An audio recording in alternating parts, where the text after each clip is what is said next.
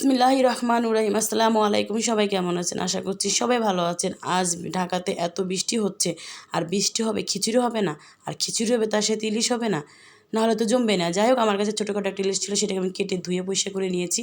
তারপরে দিয়ে দিচ্ছি এক বাটি ভর্তি পেঁয়াজ কুচি, তারপরে দিয়ে দিব 3-4টা রসুন কুচি, তারপরে দিয়ে দেবো পরিমাণ মতো কাঁচামরিচ। একটু পেঁয়াজ বেশি যেহেতু একটু ঝাল তো লাগবেই, আমি অনেকটাই কাঁচামরিচ দিয়ে দেবো। তারপরে দিয়ে দেবো 2 চামচ ভর্তি করে হলুদের গুঁড়া, স্বাদ মতো লবণ, দিয়ে দেবো সরিষার তেল, তারপরে দিয়ে দেবো গোলমরিচ, দিয়ে ভালো করে মাখিয়ে নেব। বিশ্বাস করেন, এই খাবারটা যে কোনো খাবারের সাথে খেতে পারেন।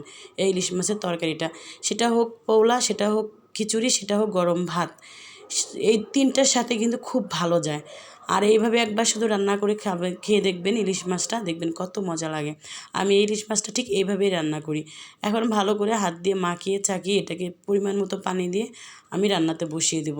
আমি কিন্তু বেশি পানি দেবো না, কারণ এটা মাখা মাখা হবে। এটাকে আমি বলি পেঁয়াজ ইলিশের মাখা। যাই হোক, এটাকে আমি এখন পানি দিয়ে সুন্দর করে আমি চুলাতে বসিয়ে দেব।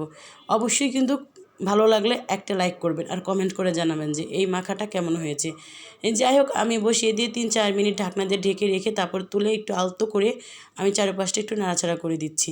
নাড়াচাড়া করে আমি আবারও ঢেকে দেবো। এখন চলে যাব খিচুড়ি রান্না করার যে জিনিসগুলো আছে সেটা আমি আপনাদেরকে দেখিয়ে দিচ্ছি। আজ কিন্তু খিচুড়ি মাখিয়ে রান্না করবো আমি। এই চালগুলো আমাদের গ্রামের বাড়ি থেকে নিয়ে এসেছিলাম, সেই চাউল, ভাতের চাউল। আমি এখানে দিয়েছি 1 কেজি আর 1 পট দিয়েছি, দিয়ে তারপর ভালো করে একটু ভিজিয়ে রেখেছিলাম অনেকক্ষণ। তারপর ধুয়ে তুলে এখানে দিয়ে দিচ্ছি অ্যাঙ্গরের ডাল, এটাও কিন্তু আমি ঘন্টাখানেকের মতো ভিজে রেখেছি।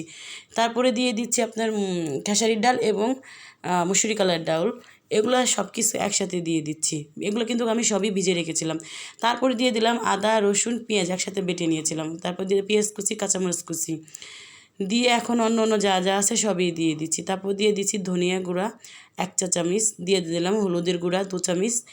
এখন দিয়ে দিব আমি হলো গিয়া গরম মশলার গুঁড়া 1.5 চামচ। তারপর স্বাদ মতো লবণ এবং তেল সব কিছু দিয়ে একদম হাতে মাখিয়ে বসাবো। আজ কিন্তু আমি মাখিয়ে খিচুড়িটা বসাবো, এত সময় নেই। আর মাখানো খিচুড়ি কিন্তু অনেক ভালো লাগে।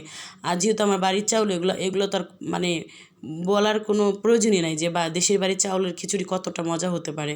এরকম আমি সুন্দর করে হাত দিয়ে ভালো করে একদম মাখিয়ে চাকিয়ে নিচ্ছি। যেহেতু চালের পরিমাণটা বেশি দিয়েছি, কারণ একটু মানুষ বেশি। যাই হোক, গরম মশলা, দারচিনি, এলাচ, লবঙ্গ, তেজপাতা এটাও দিয়ে দিলাম, দিয়ে এটাও দিয়ে মাখাচ্ছি, কারণ খালু এবং খালাতো ভাই, আমার মামাতো ভাই, আমরা সবাই মিলে খাবো, তার জন্য একটু চাউল বেশি দিয়েছি। দিয়ে ভালো করে মাখিয়ে এখন পরিমাণ মতো পানি দিয়ে দিচ্ছি। আমি কিন্তু পানিটা হাত দিয়ে মেপে দেখাই দেবো, একদম পারফেক্ট হয়ে যাবে আমি যে পানিটা দিচ্ছি। এখন দেখেন, আমি পানিটা দিয়ে আমি হাত ভিতরে দিয়ে দেখাই দিচ্ছি কতটুকু পানি লাগবে। দেখেন, একটু নাড়াচাড়া করে দিচ্ছি। দেখেন, একদম এই পানিটা দিয়ে আমার খিচুড়িটা পুরো পারফেক্ট হয়ে যাবে। এই ফাঁকে আমার ইলিশ মাছটা হয়ে গেছে।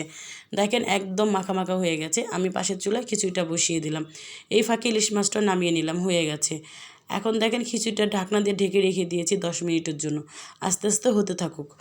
আমার এই ফাঁকে মাছটাও নামিয়ে নিয়েছি, আমি আপনাদেরকে দেখিয়ে দিলাম। এই দেখেন, আমার খিচুড়ি পানিটা কিন্তু অনেকটাই টেনে গেছে, এখানে কিন্তু আর পানি দিতে হবে না।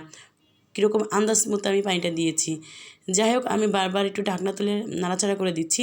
আমার খিচুড়িটা কিন্তু প্রায় হয়ে আসছে। দেখেন কত সুন্দর ঝরঝরে হয়ে গেছে আমার খিচুড়িটা। হয়ে গেছে আমার খিচুড়ি। এর সাথে যা যা আইটেম আছে সেটাও আমি দেখিয়ে দেবো। এটা বেগুন ভর্তা করেছিলাম, কাঁচা রসুন, কাঁচা পেঁয়াজ এবং শুকনো মরিচ দিয়ে। আর এটা তো ইলিশ মাছ দেখালাম। এটা হচ্ছে বেগুন ভাজি। তারপরে আছে আপনার আচার, সব কিছু, ইলিশ মাছ, সব কিছু, লেবু, কাঁচামরিচ দিয়ে আমি সুন্দর করে সাজিয়ে নিয়েছি। ভালো লাগলে অবশ্যই একটা লাইক করে যাবেন, কমেন্ট করে যাবেন, শেয়ার করবেন। আর যারা ফলো করেন, অন্তত একটা ফলো দিয়ে যাবেন। সবাই ভালো থাকবেন, সুস্থ থাকবেন। আল্লাহ হাফেজ।